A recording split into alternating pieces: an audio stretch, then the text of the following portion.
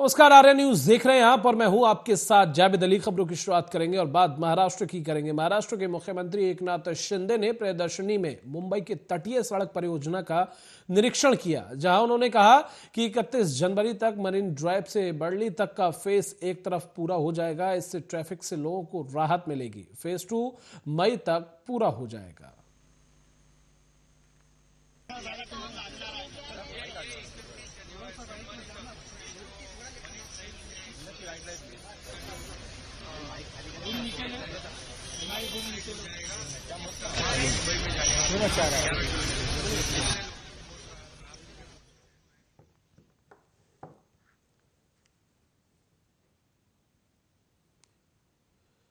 और केंद्रीय मंत्री गिरिराज सिंह ने कहा, सीएम ममता बनर्जी पर निशाना साधते हुए बोले कि बंगाल में लोकतंत्र समाप्त हो गया है, बंगाल में संघीय ढांचा समाप्त हो गया है। बंगाल की मुख्यमंत्री लोकतांत्रिक नहीं होकर तानाशाह की भूमिका में है। वे समझती हैं कि बंगाल भारत से सटा हुआ है और किम जोंग की तरह काम करती है। उन्होंने कहा कि देश में लोकतंत्र को बचाना है तो ममता बनर्जी की सरकार को खत्म करना पड़ेगा। ममता बनर्जी वहां इस्लामिक स्टेट बनाने पर लगी हुई है।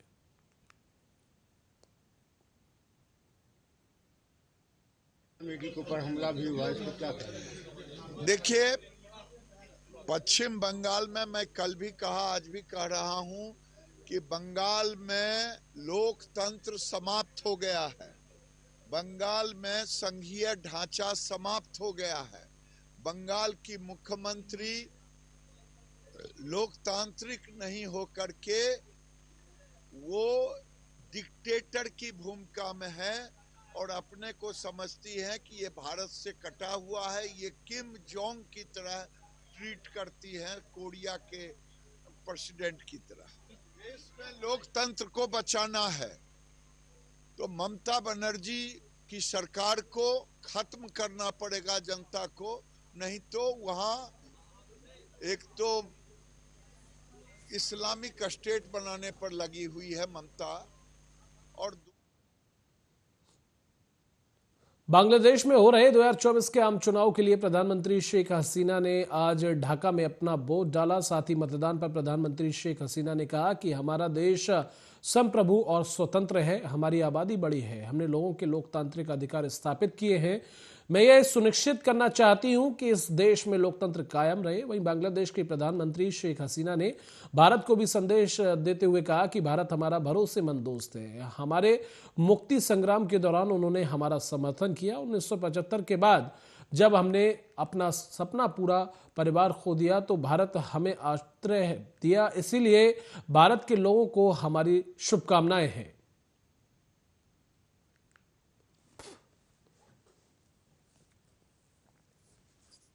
Madam, your message to the India, because India is closely. You're most welcome. You're most welcome. We are very lucky. We have so many people here this time. Yes. So my message to you that what's your appeal to the voters? Well, India is our tested friend during our liberation war. They supported us. Not only that, after 75, when we lost, we two sisters, you can see. Madam, your message to the India, because India.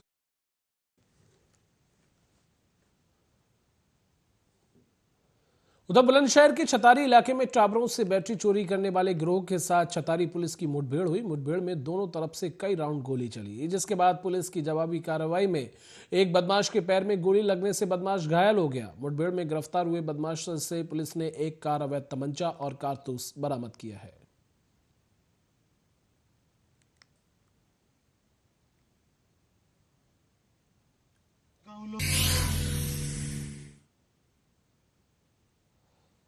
आज से कई साल पहले केवल आयुर्वेद से ही लोगों का इलाज किया जाता था। बीमारी होने पर लोग फल, तना और पत्ता जड़ी बूटी का सेवन कर ठीक होते थे। बदलते समय में आयुर्वेद की जगह अंग्रेजी दवाओं ने ले ली।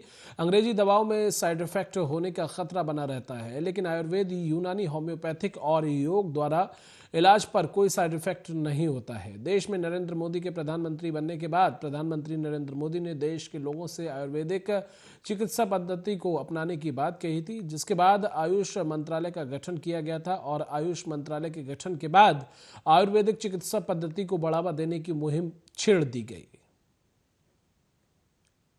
आपका 50 अस्पताल है, यहाँ पर किस प्रकार के मरीज आते हैं और उनको किस तरीके का काम मिलता है और कैसे इलाज किया जाता है उनका? 50 सैया अस्पताल जो है भारतीय चिकित्सा पद्धति पर आधारित है और इसमें बेसिकली आयुष चिकित्सा विधि से इलाज होता है। आयुर्वेदिक, यूनानी, योग, होम्योपैथिक और जो भी प्राकृतिक चिकित्सा के रोग हैं उनके द्वारा यहाँ पे इलाज किया जाता है। क्या नाम है आपका? राजेश्वरी। कहाँ से आई है आप? हम सैजादपुर से हैं। अच्छा, क्या दिक्कत थी आपको? हमारे हाथ में दिक्कत है, ये बखबरा से उठ नहीं रहा है और रात में इतना कि कम्बल लगने ओढ़े पड़ते रानी आते से ना कोई वजन उठाओ तो करंट ऐसा लगा। कब से दिक्कत चल रही थी? ये दिक्कत हमारी कम से कम 3 साल हो गई है। हाँ, तो अब कैसा महसूस कर रही हो? आज तो मैं आराम समझ में आ रही है। अच्छा, क्या नाम है आपका? देवी प्रसाद गुप्ता। अच्छा, क्या दिक्कत थी आपको? सर, स्किन में, चेहरे में खुजली बहुत है, चेहरा दिन पे दिन खराब होता जा रहा है। अच्छा, ये कब से दिक्कत थी आपको? ये लगभग 1 साल से ऊपर हो गई। अच्छा, इससे पहले कहीं दिखाया था आपने? हाँ, दिखाया था जिला अस्पताल, वहाँ दिखाया तो उन्होंने कहा हमारे यहाँ ट्रीटमेंट नहीं है। होम्योपैथिक में दिखाया तो कहीं कुछ लाभ मिले, कभी बढ़ जाए। तो अब आप कैसा महसूस कर रहे हैं यहाँ दिखाने? हाँ, यहाँ कुछ बेटर महसूस कर रहे हैं। क्या कहेंगे आगे व्यवस्थाओं के बारे में? व्यवस्थाएं सर बहुत अच्छी है, शांति वातावरण है और जो स्टाफ है मृदभाषी है, तकलीफ नहीं होती है। हम अकेले हैं या 4 जन है ऐसा एहसास नहीं होता कि हम तनहा हैं। उधर लखीमपुर खीरी में हर दिन एक्सीडेंट में होती हैं कई मौत, तो जिम्मेदार नहीं दे रहे इन मौतों पर कोई ध्यान। वहीं आपको बता दें कि आज शाम को लखीमपुर खीरी के सदर कोतवाली के अंतर्गत महेवागंज चौकी से जस्ट पहले एक्सीडेंट में महिला की मौत हो चुकी। वहीं बगल से गुजरती है ओवरलोड वाहन, पुलिस प्रशासन भी इस पर कोई ध्यान नहीं दे रहा है, जिसकी वजह से लगातार महेवागंज में दुर्घटनाएं होती हैं और लगातार लोग इन दुर्घटनाओं का शिकार हो रहे हैं।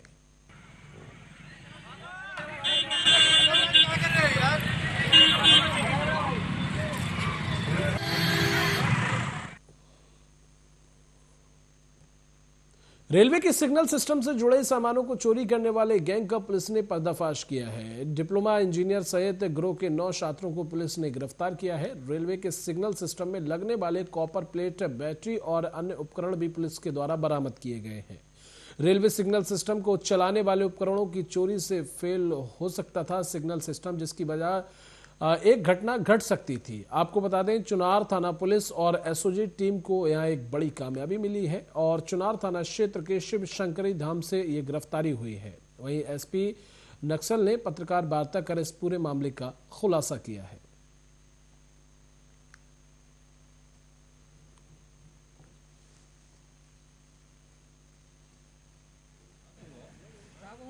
जनपद मिर्जापुर पुलिस द्वारा लगातार अपराधियों के खिलाफ कार्रवाई की जा रही है। विगत 1 माह में 3 चोरियां ऐसी हुई थी जो आपका डेडिकेटेड फ्रेट कॉरिडोर बन रहा है, उसके 3 केबिन में बैटरी और जो कॉपर की डिस्क थी उसको उखाड़ लिया गया था। इन तीनों के मुकदमे पंजीकृत हुए थे थाना चुनार, अदलाहट और जमालपुर में। इसी में सर्विलांस की टीम को लगाया गया था, साथ में एसओजी टीम लगी हुई थी और थाना चुनार की टीम इसमें काम कर रही थी। आज तीनों और साथ में आरपीएफ का भी इसमें सहयोग मिल रहा था। ये एक संयुक्त कार्रवाई में एक बड़े गैंग का खुलासा हुआ है। यह जो गैंग है इसमें 5 मेंबर हैं, पकड़े गए हैं और 4 ऐसे लोग पकड़े गए हैं जो चोरी का माल खरीदे, उनको भी हिरासत में लिया गया है, उनके खिलाफ कार्रवाई हो रही है।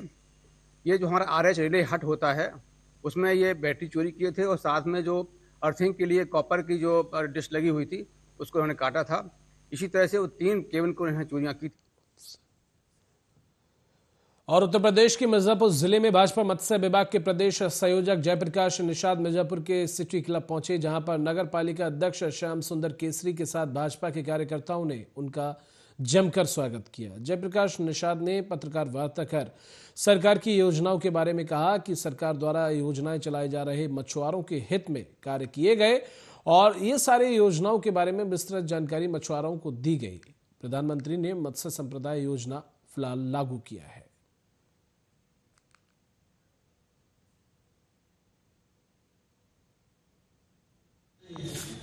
किस लिए सरकार के क्या उद्देश्य है?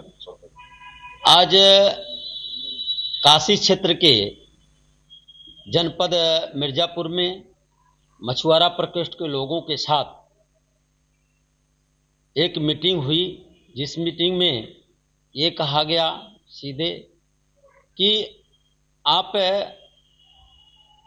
भी चर्चा हम लोगों ने किया कि सभी बूथों पर हमारे जो जहां बूथ ए ग्रेड के हैं, उन बूथों के साथ जो 20C ग्रेड के हमारे बूथ हैं, उन बूथों को हम लोग ए ग्रेड कैसे बनाएं, उस पर जो हम सरकार की सारी नीतियों को बता करके, सारी योजनाओं को बता करके, उनको, उन लाभार्थियों को हम लोगों ने जो इस देश के यशस्वी प्रधानमंत्री श्री मोदी जी और उत्तर प्रदेश के मुख्यमंत्री योगी जी ने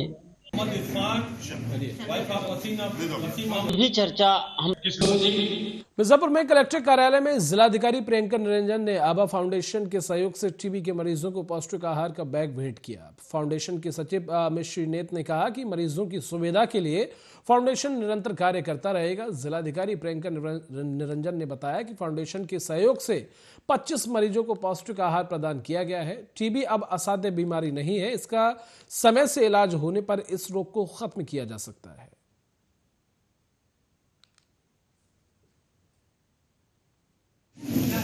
आज क्या कार्यक्रम किया गया है? आज सिविल सोसाइटी की सहभागिता से आभा फाउंडेशन नामक एक संस्था के द्वारा जो हमारे टीबी रोगी हैं उनको पोषण पोटली वितरित की गई है और इसका उद्देश्य है जो हमारे विभिन्न नागरिक हैं उनके बीच में टीबी को लेकर जागरूकता पैदा करना कि यदि इस प्रकार के कोई लक्षण दिखते हैं तत्काल नज़दीकी स्वास्थ्य केंद्र में जाकर जाँच कराएं और जो भी आवश्यक दवाइयाँ और पोषण है उनको आवश्यक। कितने लोगों को बांटा गया? अभी डीएम का कार्यक्रम आपका था, क्या कार्यक्रम था? मेरी एक एनजीओ है आभा फाउंडेशन, उसके तहत 6 रोगियों को जो टीबी के पेशेंट हैं जनपद के, इसके कोऑर्डिनेटर हैं जनपद के सतीश यादव जी, तो उनके तहत हमने ये बात की थी कि उनसे आप पेशेंटों को बुला दें। तो डीएम साहब ने कार्यक्रम अपने यहाँ दिया यहीं कार्यालय पे, तो 25 से लगभग 30 पेशेंटों को पौष्टिक सामान, खाने का सामग्री उनको दिया गया है। पूर्व में भी आभा फाउंडेशन के तहत मैंने कई काम किए हैं, आगे भी स्वास्थ्य और कैंसर जैसी रोग पर मेरा भी है कि कैंसर जैसे रोग पर लोगों को जागरूक किया जाए। जल्दी इस कार्यक्रम को भी आभा फाउंडेशन के तहत करूंगा। आज टीबी पेशेंटों को पौष्टिक आहार दिया गया है। टीबी पेशेंटों को क्या कहना चाहेंगे? टीबी प्रधानमंत्री का एक वो है, टीबी मुक्त भारत का जो चल रहा है, निश्चित रूप से काम हो रहा है उस पर। जो इस तरह के पेशेंट हैं, पहले तो जो इसके लक्षण हैं उस लक्षण को जान के निकट के किसी भी जिला अस्पताल या किसी भी। और जनपद मुरादाबाद के ठाकुरद्वारा कोतवाली क्षेत्र के गांव राई भूड के मजरा मोनीमपुर में सुबह करीब 4 बजे एक तेंदुआ शिकार की तलाश में गांव के मोहित यादव के घर में घुस गया। शिकार की तलाश में घर के अंदर बनी भूसे की कोठरी में चला गया। मोहित ने तेंदुए के अंदर जाते देखा तो उसने कोठरी का दरवाजा बाहर से बंद कर दिया और इसकी सूचना गांव के प्रधान भानु प्रताप सिंह और ग्रामीणों को दी गई। मौके पर लोगों की भीड़ एकजुट हो गई। ग्राम प्रधान ने इसकी सूचना वन विभाग ठाकुरद्वारा के रेंजर रवि कुमार गंगवार को दी, जिसके बाद मौके पर पहुंचकर वन विभाग रेंज ने तेंदुओं पर काबू पाया।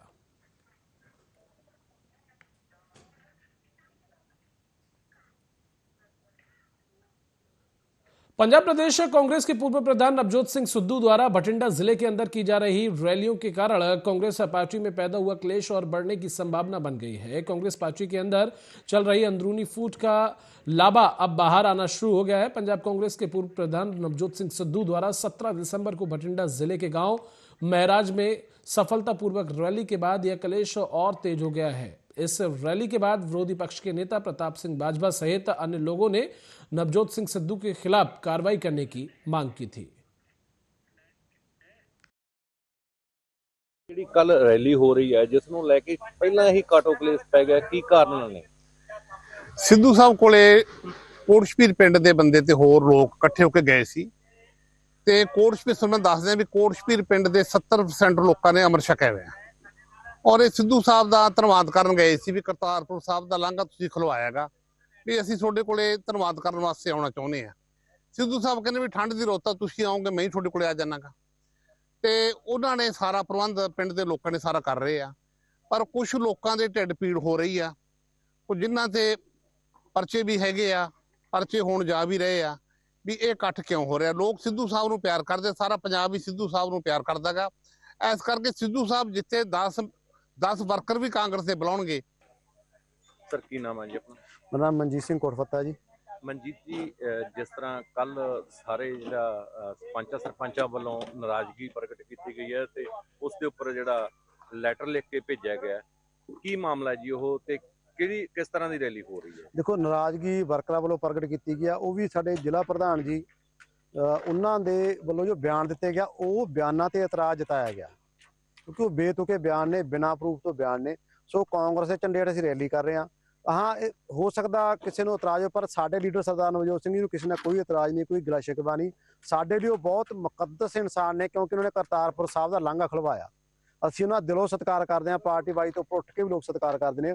ਸੋ ਅਸੀਂ ਇਸ ਰੈਲੀ ਨੂੰ ਕਾਮਯਾਬ ਕਰਨ ਤੇ ਹਰ ਵਰਕਰ ਲੱਗਿਆ ਹੋਇਆ, ਇਸ ਨਗਰ ਦਾ, ਇਸ ਹਲਕੇ ਦਾ, ਇਸ ਜ਼ਿਲ੍ਹੇ ਦਾ। ਤਲਵੰਡੀ ਹਲਕੇ 'ਚ ਵੀ ਲੋਕਾਂ ਦੇ ਫੋਨ ਆ ਰਿਹਾ ਆਉਣ ਲਈ, ਪੁੱਚੋ ਤੋਂ ਵੀ ਆ ਰਿਹਾ, ਮੌੜ ਤੋਂ ਵੀ ਆ ਰਿਹਾ, ਬਹੁਤ ਵੱਡੀ ਗਿਣਤੀ 'ਚ ਲੋਕ ਆ ਰਿਹਾ ਨਵਜੋਤ ਸਿੰਘ ਸਿੱਧੂ ਜੀ ਨੂੰ ਸੁਣਨ। ਕਾਂਗਰਸ ਦੇ ਝੰਡੇ ਹੇਠ ਨਵਜੋਤ ਸਿੰਘ ਸਿੱਧੂ ਜੀ ਰੈਲੀ ਕਰ ਰਹੇ ਆ, ਕਾਂਗਰਸ ਦੇ ਵਰਕਰ ਹੀ ਕਰਵਾ ਰਿਹਾ। ਸੋ ਇੱਥੇ ਇਸ ਤਰ੍ਹਾਂ ਦਾ ਕੋਈ ਬਾਣੀ, ਹਾਂ ਸਾਨੂੰ ਕਿਸੇ ਤੇ ਕੋਈ ਇਤਰਾਜ਼ ਨਹੀਂ, ਕੋਈ ਸਾਡੇ ਇਤਰਾਜ਼ ਕਰਦਾ, ਕੋਈ ਸਾਡੇ ਤੇ ਬਿਆਨ ਨਾ ਦੇਈ ਜਾਵੇ, ਉਹਦੀ ਮਾਨਸਿਕਤਾ।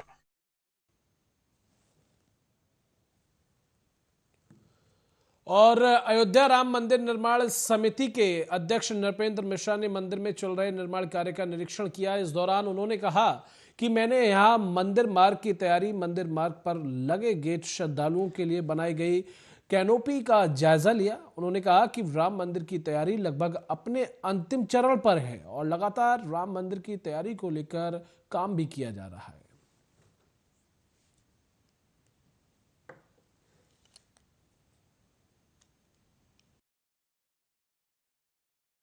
मैंने यहाँ पर जो मंदिर मार्ग है उसकी तैयारी, मंदिर मार्ग पर जो हमारे गेट लग रहे हैं जो सुरक्षा की दृष्टि से अत्यंत आवश्यक हैं, जिनकी संख्या 4 है, उसको देखा। जो हमारे श्रद्धालु यहाँ पर चलेंगे उनके लिए पैदल चलने के लिए धूप, वर्षा, इसके लिए राहत क्या हो, तो जो कैनेपी बनाई गई है उस कैनेपी को जो है वो तैयार किया गया है ऑलरेडी, उसको देखा। और जैसा कि आप सभी यहाँ पर चित्र ले रहे होंगे कि ये स्कैनर का बिंदु है, यहाँ पर वो अपने सामान को स्कैन कराएगा, स्कैन करा के वो पीएफटी को जाएगा तो उसको जो है वो पूरा करेगा। आगे हमने यहाँ पर फ्रिस्किंग का एरिया भी देखा, जहाँ की फ्रिस्किंग होगी वो अंतिम सिक्योरिटी चेक है। उस सिक्योरिटी चेक के बाद फिर वो सीधा जा सकेगा परकोटा पे, परकोटा से आगे वह जाएगा और सीढ़ियों को चढ़ के, जिनकी संख्या 33 है, वो सीढ़ियों को चढ़ करके, जहाँ पे कि आपको मालूम है कि अभी स्थापित भी हो गए हैं, आप उसको देख सकेंगे दूर से। वहाँ पर गज द्वार बन चुका है, सिंह द्वार बन चुका है और उसके ऊपर हनुमान जी और गरुड़ जी आशीर्वाद देते हुए वो भी स्थापित हो चुके हैं। वहाँ जाकर के फिर वो मंडप से गुजरता हुआ भगवान के समक्ष गुरु मंडप में अब खड़ा हो सकेगा। तो इस प्रकार जो यहाँ की तैयारी है वह लगभग अब अपने अंतिम चरण पर है और मैं यह पूरी तरीके से आश्वस्त हूँ कि अगले 1 सप्ताह में यहाँ से श्रद्धालु जो भी आएगा उसको जाने में पूरी सुविधा। और इसी के ऊपर ज्यादा जानकारी के साथ हमारे सहयोगी राघवेंद्र मिश्रा फोन लाइन पर हमारे साथ जुड़ गए हैं। राघवेंद्र, जिस तरह से नृपेंद्र मिश्रा ने आज राम मंदिर का जो निरीक्षण किया है, सारी जायजा लिया, फिलहाल ताजा अपडेट क्या कुछ मिल पा रहा है प्राण प्रतिष्ठा को लेकर? चूंकि 22 जनवरी को पूरा देश हर्षोल्लास के साथ देखेगा भी और जो लोग यहाँ मौजूद रहेंगे एक अलग ही दृश्य देखने को मिलेगा।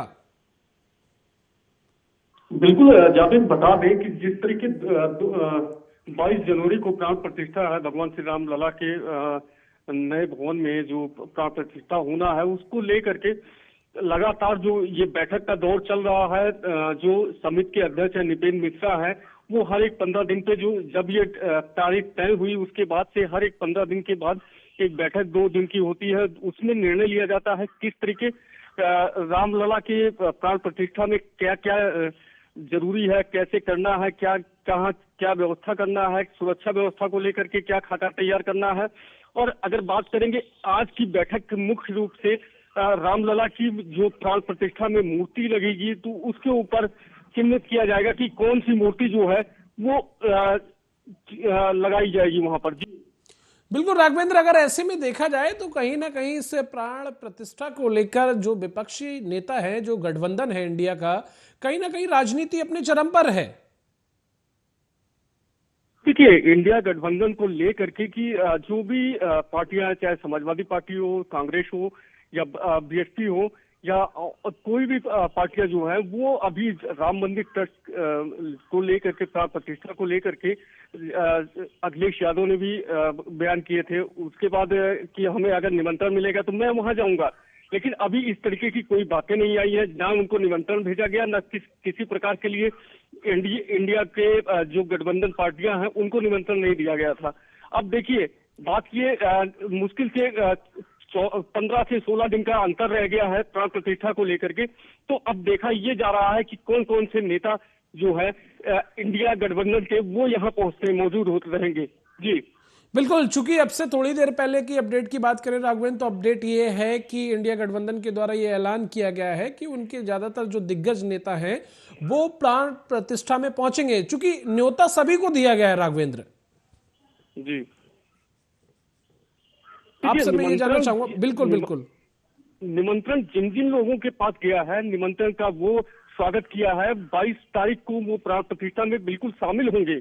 और अगर रही बात जो कुछ लोगों का ये कटाक्ष आ रहा था कि हमको निमंत्रण नहीं मिला है, इस तरीके हम नहीं जाएंगे, तो ये सारी बातें नकार करके अब इंडिया गठबंधन के नेताओं को, जो बड़े लीडर हैं, उनको निमंत्रण दिया गया था और उन लोगों ने स्वीकार किया है कि मैं 22 जनवरी को प्राण प्रतिष्ठा में मैं खुद शामिल हूंगा। बिल्कुल, चूंकि तमाम जो नेता हैं, चाहे भारत के प्रधानमंत्री नरेंद्र मोदी हो या यूपी के मुख्यमंत्री योगी आदित्यनाथ हो, काफी अहम तरीके से जिस तरह से इसका निर्माण हुआ है राम मंदिर का, और एक 22 तारीख को जो बड़ा दिन इसे कहा जा सकता है, एक अलग दृश्य इसे कहा जा सकता है राघवेंद्र, जो पूरी दुनिया देखेगी, जिसका सभी को इंतजार था राघवेंद्र। बिल्कुल बिल्कुल जावेद, बता दें आपको कि जो ये प्राण प्रतिष्ठा का दौर ये 14 से और 22 तक के कार्यक्रम जो है निर्धारित किए गए हैं यूपी सरकार के द्वारा और ये ट्रस्ट के द्वारा, कि पूरे देश में 14 तारीख से लेकर के और 22 जनवरी तक जगह जगह मंदिरों में राम कीर्तन होगा, भजन संध्या होगी। तो इसको देखते हुए भी एक ये महत्वपूर्ण फैसला है, बात की जाएगी। और उसके बाद अगर बैठक की बात करेंगे, राम जन्मभूमि मंदिर ट्रस्ट की बैठक जो नितेंद्र मिश्रा अध्यक्ष है उनके द्वारा की जा रही है। तो टाटा कंसल्टेंसी के इंजीनियर है, उसके बाद ट्रस्ट के पदाधिकारी हैं और जिले के जो आला अधिकारी हैं वो मौजूद हैं। अगर बात करेंगे तो सुरक्षा व्यवस्था को लेकर के, तो यहाँ किस तरीके का खाका जो है वो 22 जनवरी को यहाँ तैयार किया जाएगा, किन किन परिस्थितियों में निपटने के लिए जो यहाँ पे श्रद्धालु आएंगे उनको देखते हुए इतनी लंबी भीड़ रहेगी, तो उन सारी चीजों को लेकर के यहाँ पर जो राघवेंद्र, एक सवाल मेरा ये भी है, काफी अहम सवाल है, चूंकि भक्तगण जो हैं वो लगातार पहुंच रहे हैं, चूंकि 22 तारीख भी नजदीक है और ऐसे में सर्दी जो है वो अपने चरम पर है, लगातार कड़ाके की ठंड देखी जा रही है, उसको लेकर क्या कुछ इंतजामात जो है अयोध्या में किए गए हैं ताकि किसी को किसी तरह की कोई परेशानी ना हो? राघवेंद्र, जिला प्रशासन के द्वारा जो है सर्दी को लेकर के जो यहाँ पर चूंकि ये जनवरी का महीना है तो ठंड और कोहरा भी बहुत तेज रहेगा, तो इसको लेकर के एक ट्रस्ट भी है और ये जिला प्रशासन दोनों मिल करके पूरी सर्दी के लिए इंतजाम किए गए हैं। जगह जगह एक टेंट सिटी बनाई गई है। टेंट सिटी केवल नाम दिया गया है, अगर वहां जाकर के देखेंगे तो एक 5 स्टार होटल और 3 स्टार होटल की लहजे में है वहां तैयार है और जगह जगह अलाव की व्यवस्था की जा रही है। अगर बात करेंगे तो कल एक ट्रक जो है वो बोरोलीन आई है, बोरोलीन के लिए आई है कि जो रामलला में श्रद्धालु आएंगे, दर्शन करने के लिए आएंगे, वहां कार्यक्रम में शामिल होने आएंगे, तो ठंड में जो खुश्क हो जाती है शरीर, उसमें सम्मिलित बिल्कुल, जिस तरह से राघवेंद्र आपने बताया, काफी अहम और खासा इंतजामात जो है अयोध्या में किए गए हैं और लगातार किए भी जा रहे हैं, चूंकि प्राण प्रतिष्ठा का जो दिन है वो नजदीक है, काफी अहम ये दिन। फिलहाल बहुत शुक्रिया राघवेंद्र, आगे भी आपसे इस पर अपडेट लेंगे।